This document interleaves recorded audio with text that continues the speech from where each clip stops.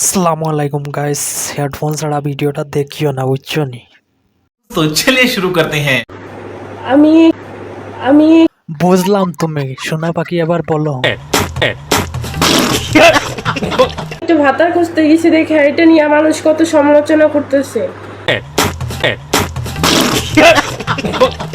ও আচ্ছা সোনা পাখি, তুমি একটা বাতার খুঁজতে গিয়ে মানুষ সমালোচনা করতেছে, তাই না?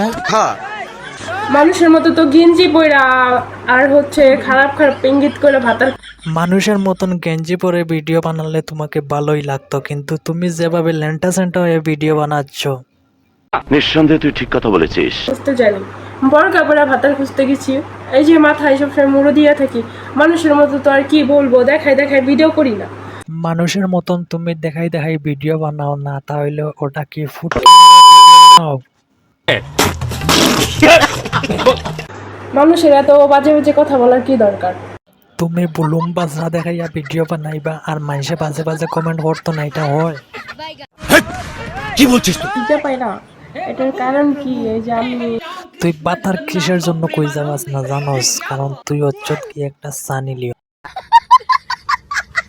আর সানি লিওনকে কেউ এত সহজে বিয়ে করতে চায় না।